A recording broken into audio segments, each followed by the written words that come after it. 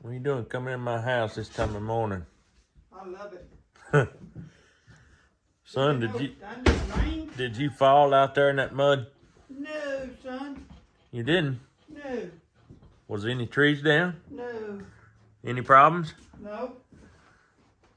No problem. No trees. No nothing. Well, you're rough when it comes to coffee time. You got that right. Right on time. He comes every morning and wakes me up. It did, didn't it? It's pretty rough. Pretty rough there for a while. It came. We thought we was going to have us some real storms. Oh, Vera didn't go to bed till about 5:30. Why? She's scared? No, she just thought it'd come to a big storm. Well, she was scared then. She didn't go to bed. I ain't getting it till 5:30. When did you go to bed, old man? I went to bed early, son. Well, you're like me then. I Ain't went no to use bed worrying early. about the storm. You just go to I sleep. know. I went to bed early. Got up early. You ready to get coffee and listen to stories? Woo! Am I? Huh? Am I? Am I? I'll make you coffee. You just sit down. I got your hot water ready. I got to get this right here fixed. Oh, you always do your housework, don't you? Them kids done that. I do my housework. Them kids wad that up and just sit there. I know I got to get my housework. My goodness, ain't you a sweetheart? You'd make somebody a good housewife someday. Thank you.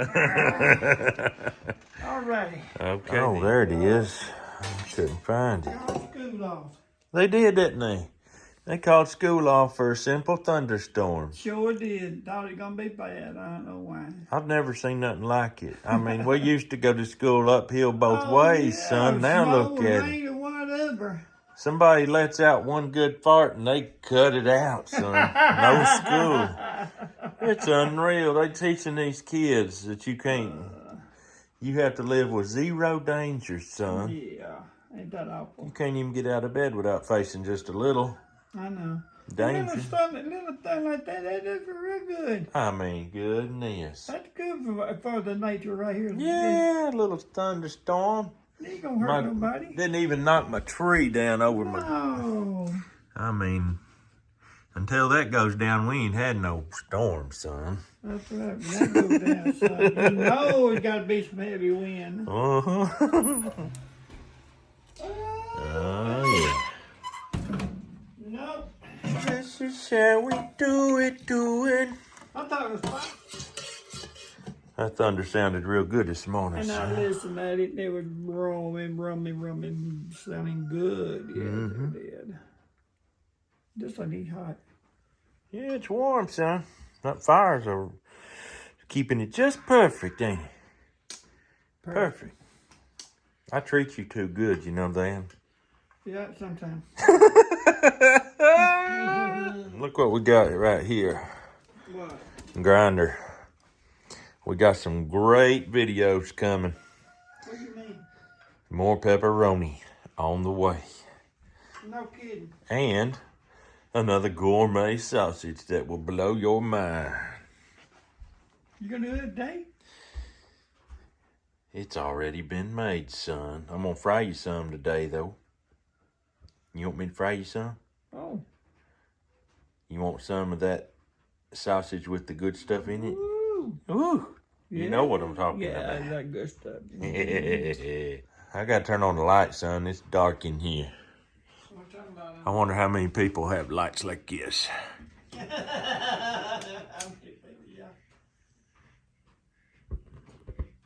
There we go. There we go. Now we can see. Uh-huh. We gotta add a little wood here. It ain't very cold today, so we didn't have much fire. Oh, look who woke up.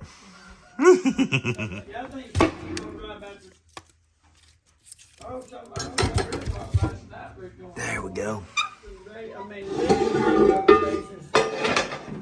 Top of the ground, I get Sausage time, baby. birds find them, they won't be there.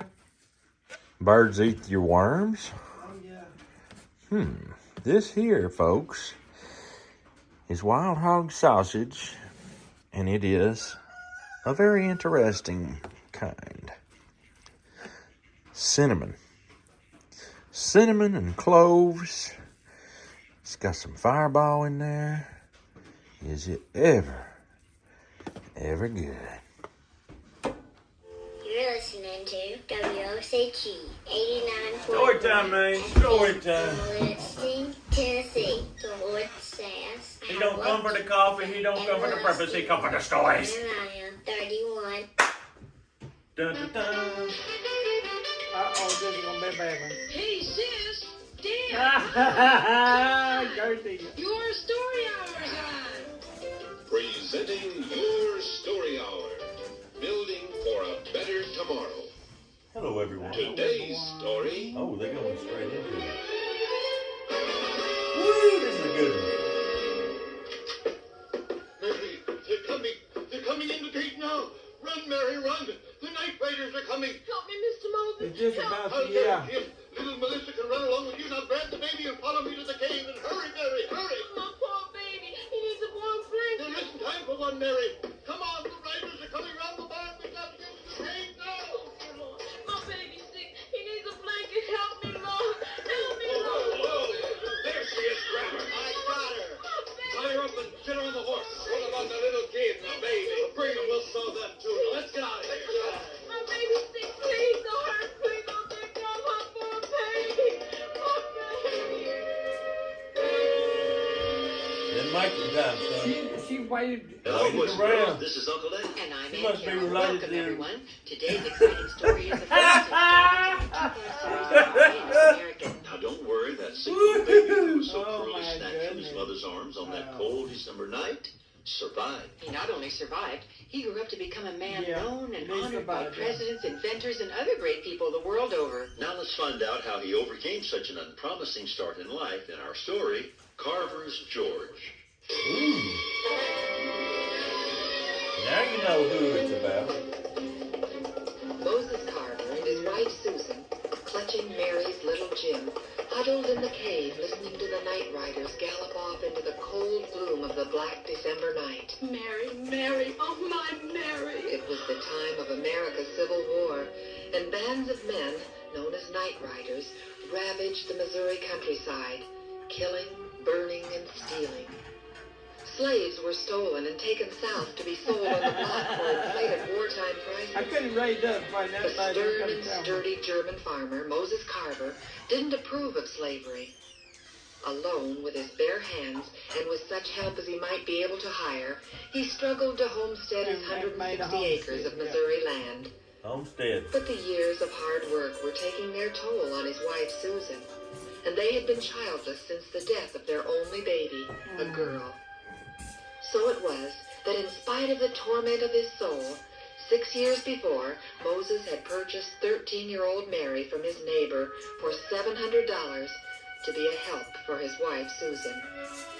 Mary was a bright and quick and cheerful girl, but now she was gone, rudely kidnapped with 2 of her children and on her way south to be sold into oblivion. The next morning, Moses Carver started out for nearby Diamond Grove to see a man who had once been a night rider. I'll come right to the point, What? Bentley. They stole my Mary and 2 of her young'uns last night. I would like them back. Ain't meaning to pry into your business, but if you would know where they're headed, I'll pay you to go after them. How much you paying? For the return of Mary and her young'uns, I'll give you 40 acres of timberland. What do I use for money to buy back the girl and her kids? The best racer I've got. He's tied to that rail right over there. Well, that's a right fine horse, Moses. All right, I'll go and see if I can get your Mary. Several days passed. A bleak and cheerless Christmas came and went. Finally, one cold, rainy day, about a week later, they heard the sound of horses and rushed to the door to look out. There was John Bentley riding his own horse and leading the racehorse. Whoa! Whoa! He's alone, Moses. He didn't get married. At least he was honest enough to bring back our horse. Hello, Moses. Come in, John. John Bentley stopped, opened his coat, and took out a damp, dirty bundle. Here. This is all I could find. The baby. It's Mary's baby. Look, Moses, Mary's baby. But didn't get What that. a sight he was. the pinched dark face tinged with blue. As he lay in Susan's arms, she couldn't be sure he was even alive. Quickly, she took the baby near the fire and began warming him. At last. Moses, he's alive. He's alive. He opened his eyes. See? It's sweet for him, Susan. I think he has a chance to live. I'm sorry about Mary and her other young'un. I never did find The baby. How did you find him? Well, when I lost the trail in the hills, I started back and found him down by Conway. They'd given him to some women folk there. He weren't worth nothing. We're much obliged to you for finding him and bringing him back. I reckon I can't take your 40 acres of timberland just for him. You've been to some trouble. You did your best.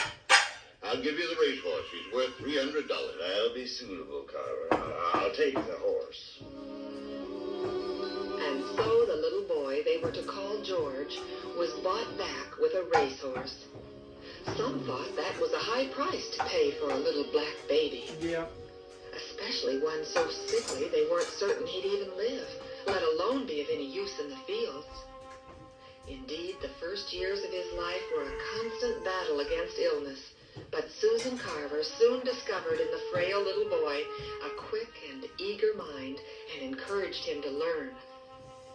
Moses, you wouldn't believe what a quick mind that boy has. Why, he watched me knitting today, and the first thing I knew, he went out into the yard and brought back 2 turkey feathers. Turkey feathers? Quick as a wink, he made 2 knitting needles from them, and using the yarn from an old mitten, he taught himself to knit, and he can sew with as fine and even a stitch as my own. But in his own way. He loves the outdoors, too. Why, the other day I discovered him in the woods, tending his garden, as he calls it. A garden? In the woods? In a little clearing. He has a variety of flowers and plants growing there. Some of the best-looking plants I've seen, too. Well, I do have the healthiest-looking roses in these parts because of the special touch he has. And he's a good help to you around the house, isn't he? Yes. He reminds me so much of his mother, Mary. Poor Mary. Poor Mary. And so it was that while his older brother Jim was able to help Moses Carver with the farm work, George busied himself about the house and in his study of the wonders of nature. No leaf or worm or beetle escaped his attention. Rocks and flowers were his treasures, and most found their way into Susan Carver's house. Out, I say. Get those milkweeds out of here. But Aunt Susan, I want to see the pods open. You can see them open outdoors in the field where they grow. They grow too far away. I couldn't watch them every day. All right. But you'll be in for a switching if they mess up my house. Oh, boy. Yes, ma'am. Now it was the time of year when Susan Carver put up the year's supply of jelly. Oh, And boy. thus it was, on a day busy with the churning of butter and the making of jelly, that the milkweed pods began to open, and millions of white seeds, carried by a breeze coming through the window, floated across the kitchen and fell silently into the kettles of jelly, the butter, and the water pail. Oh, boy. George watched with rapt astonishment. Finally, Susan found her voice. Just look at this mess. All my jelly, all my butter, full of those awful floating seeds. Get them out of here, George. Get them out. I can't, Aunt Susan. There's too many. They're everywhere. Get them out, the rest of the milkweeds, before they all open up and drown us with seeds. Yes, ma'am. Then you and I are going to make a trip to the woodshed. I promised you a switching if those seeds messed up the house. Yes, ma'am. Yes, ma'am. Woohoo! But even an occasional switching for messing up the house with his treasures didn't dampen his enthusiasm. Carefully, lovingly, he studied each flower, each plant. He would talk quietly to them, and they seemed to tell him their imponderable secrets. He became known as the plant doctor. One day, George and his older brother Jim were walking home from the nearby town of Neosho, and they passed a certain small building. I've been there. Look at all those boys and girls over there. Neosho, Missouri. What are they doing? He did. I reckon they's all leaving to go home.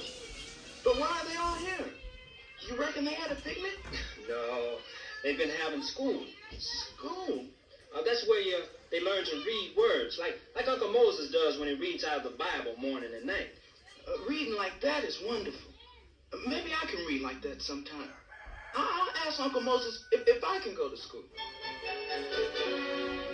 Uncle Moses, Jim and I, well, we passed a school on the way home today. And they learn reading there? I want to learn reading. Can I go to school? Am I old enough? Am I? George, you can't go to that school. But why? I can learn. They don't let colored young'uns go to that school. Colored young'uns can't learn in school? George turned and fled as tears crept up into his eyes and blurred the afternoon sun. Then the cool shadows of the woods opened their arms to receive him and shut out the harsh world. Presently he dropped down beside his little garden in the clearing. He looked at his flowers. There were light ones and dark ones, and the sunshine and rain fell on both alike. That was right. Why should it be any different with people, he asked himself. He didn't know the answer yet to life's difficult questions, but he would not give up his dream of going to school. You mean I can have it? It'll be my very own? Yes, George. It's yours now. What did you say this book is called? A speller, George, a speller. This will help you learn your letters. Then you can spell out words and learn to read. Thank you, Aunt Susan. Thank you. Can we begin right now? Can we? Yes, George. We can begin right now. The very first letter is called A. Now look at it closely and memorize the sound. A. A. A is for apple. George quickly learned his ABCs and soon could read every word in the blue-backed speller. Now more than ever he dreamed of going to school. One day, George. Hey, George. You'll never guess what I saw in town today. What? A school. A school for colored folks. Right in the ocean. I'm going to that school, Jim. I'm going. But you don't have any money. Apple. And. Where would you stay? And. It's too far to walk every day. I'll find a place to stay. I'll earn the money. I can cook, wash, sew, tend fires, chop wood, anything. I'm going to that school. Aunt. and so one cool autumn morning in 1875, Susan and Moses Carver and Jim stood on the doorstep watching sadly as a thin little boy of 14, carrying only his lunch and a clean shirt in a bundle over his shoulder, walked through the gate and down the road to a very uncertain future. Following Jim's directions, George arrived at the school in the semi-darkness of early evening. It's late. It's late. The school's closed. Frank's already in bed. Well, I better find a warm place to sleep. And then I'll come back in the morning. He looked around, noticed a barn nearby, and soon was nestled down snugly in the hayloft. He was tired, and sleep came quickly. The cool mists of early morning greeted George as he slipped out of the barn and looked about him. His lunch was gone, and he was hungry and cold. The school wouldn't be open yet, so George walked over to a woodpile, climbed up, and sat down to think. He didn't notice the neat little house nearby. Suddenly, Hey, what you doing up there, boy?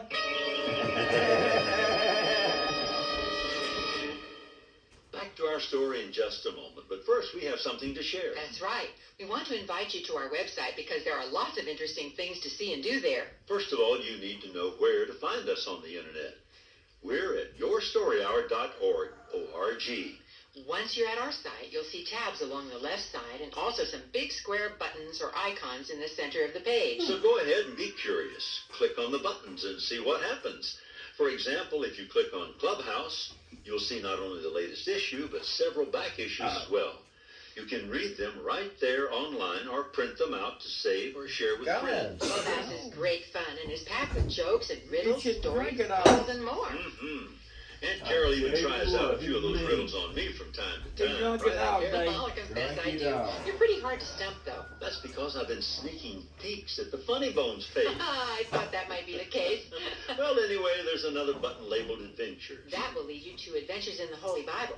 Thousands of kids are already signed up and participating in this free, fun-to-do course. And don't forget, Adventure Kids get free audio stories from our Life of Jesus album as they go along. And here's another hot tip. Under the radio stations button, you'll find the words Listen Online.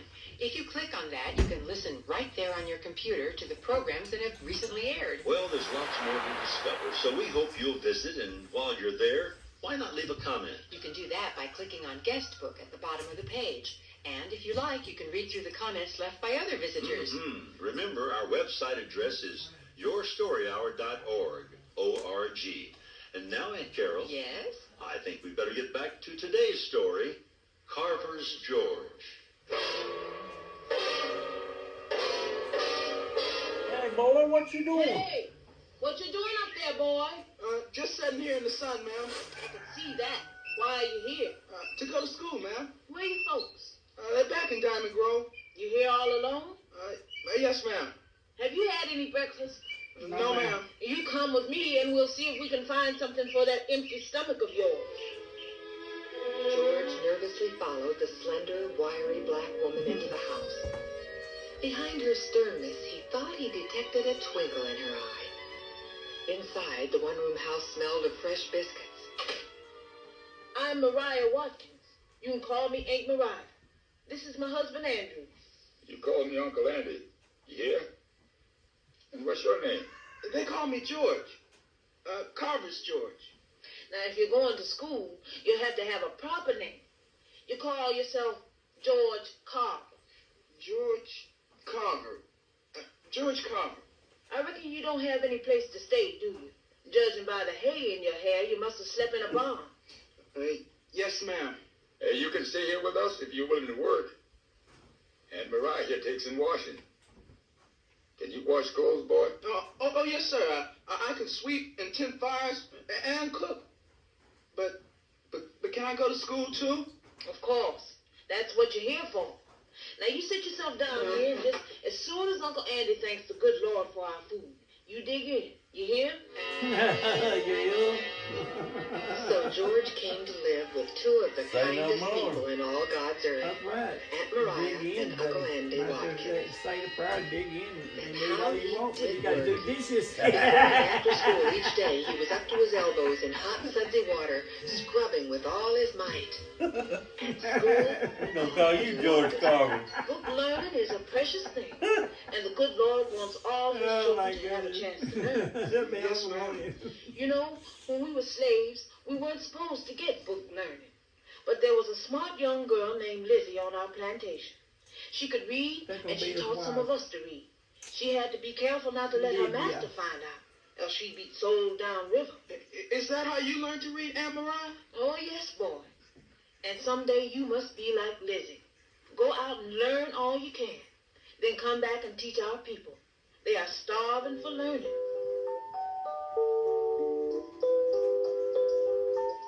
in the years to come, that advice would come back to haunt George Carver. But for now, he concentrated all his powers on learning everything the little school had to offer, and soon he was searching for a school that could offer him more. We're powerful sorry to see you leave, boy. Now you take care of yourself, you hear? And right when you get to Fort Scott. Yes, ma'am. I will, ma'am. Now you better get in that wagon or the Smiths will leave without you. 75 long miles through biting cold January weather, and then Fort Scott, Kansas. Kansas, a state where education was to be free for everyone. George climbed off the wagon and looked up and down the street. Where would he go? It was bitter cold and growing dark. He walked up one street and down another, asking for work. Finally, he stopped at a large white house and knocked. Yes? The people across the street said, they said you were looking for someone to do housework. Well, I was looking for a girl. I can sweep and wash clothes and cook. Well, come in. I'm Mrs. Payne. I'll give you a try. You can start with dinner. Let's see, we'll have meat and biscuits, gravy, bread pudding, and apple pie. Oh, my husband is very fussy about his biscuits. Hang your coat over there and follow me to the kitchen. Poor George. He'd never eaten food like this in his whole life, let alone cooking. What could he do? Ma'am? Yes? I'd like everything to be exactly right the first time. So if you kindly show me this time, to be sure. Why, yes, that would probably be best. Smart boy, smart boy. George watched and listened carefully to all Mrs. Payne showed him, and soon he was serving meals acknowledged to be superior by all who ate them. In the spring, he left the Paynes to start school again, living on money saved a few pennies and nickels at a time. One day, as George left the schoolhouse and started down the street, he was stopped by two white men. Hey, boy, Are you talking to me, sir? where'd you get them nice-looking books? Well, I bought them at a school, sir. At school, eh? Did you hear that, Joe? He got them at school. Since when they letting boys like you in school here? I say he stole them. Yeah, hand them over. They're mine, sir. Oh, yeah? Give me those books. Now they're mine. Bad And boy. George watched his precious books disappear down the street with the two rough white men. Not one of the many passers-by offered to help him. Unable to return to school because he had no more money with which to buy books, George set to work again.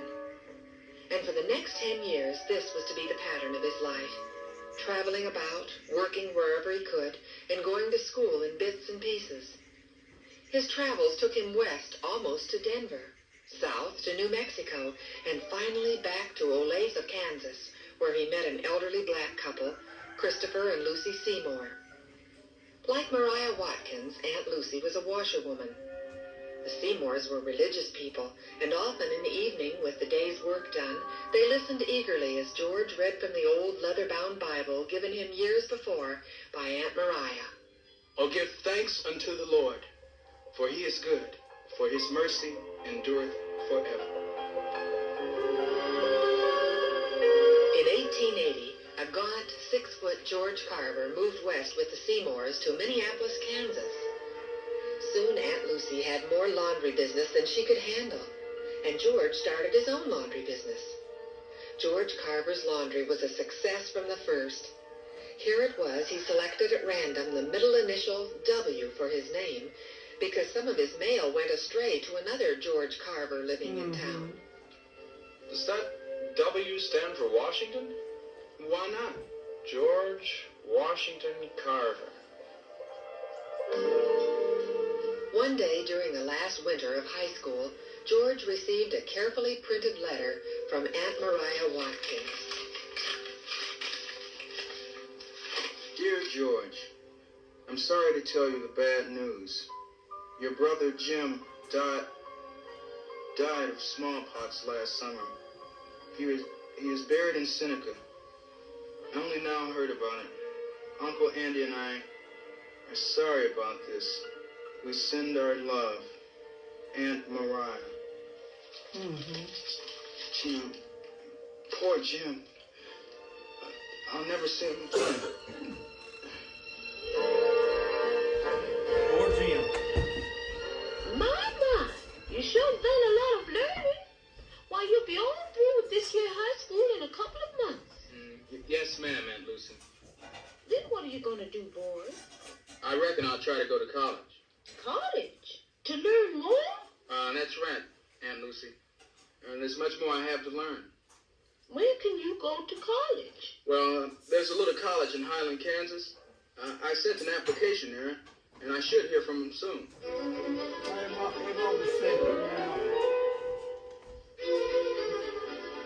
Aunt Lucy, it's here. My letter of acceptance. Your what? My letter from the college. They say my grades are acceptable, and they'll be happy to have me start in school in September. I'm going to college. Imagine that. No, he ain't going to college. Just as soon as high school's out this spring, I'll get a job for the summer. Then before college starts, I'll take a train back home to visit Aunt Mariah and Aunt Susan and Uncle Moses. I better do it now because I won't have time for visiting anyone when college starts.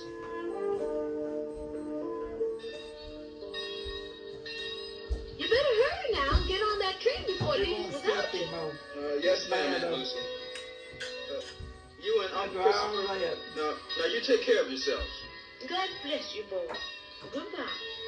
Goodbye, Aunt Lucy.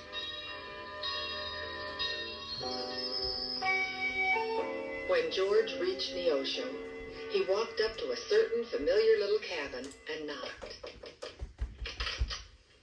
Yes? What do you want? It's me, Aunt Mariah. George Carver. Don't you remember me? Orlando Goshen. Orlando Goshen, boy. Of course I do. I just didn't know it was you. You've grown like a weed. Now you come on in here. You hear? Your Uncle Andy will want to see you too. How have you been, boy?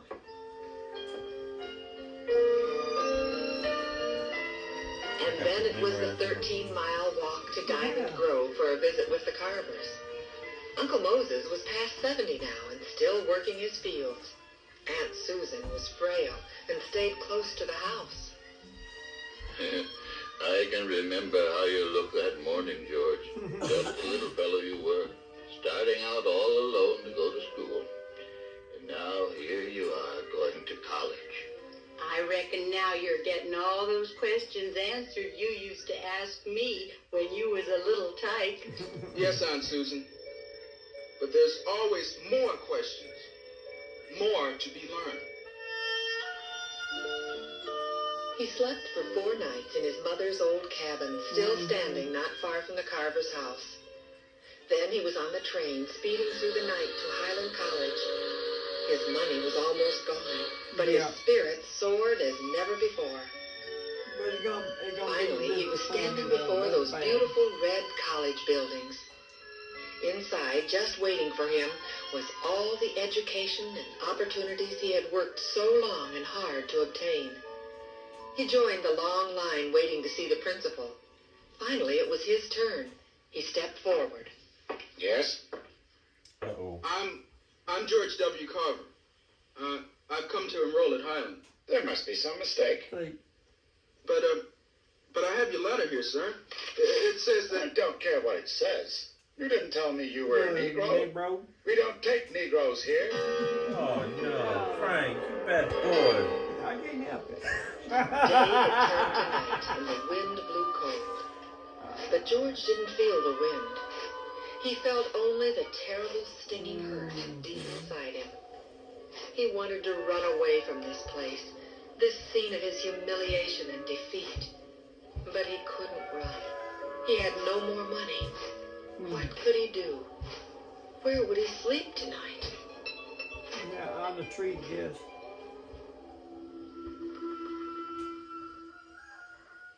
Hey, Carol, don't you just hate to leave our story Oh, here? no. Yes, Uncle Dan, but we have no It's choice. over. Our time's up.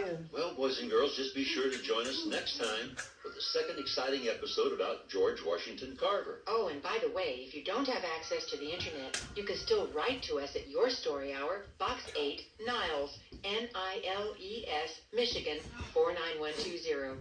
That's Your Story Hour, Box 8, Niles, Michigan, 49120. Until we meet again, keep smiling. Bye, everybody. Keep smiling. Bye, everybody. Frank, you ready to eat? We got some sausage made up. This has been your story hour. Building for a better tomorrow. This is Aunt Carol. And Uncle Dan saying, Goodbye, everybody. See you again next time.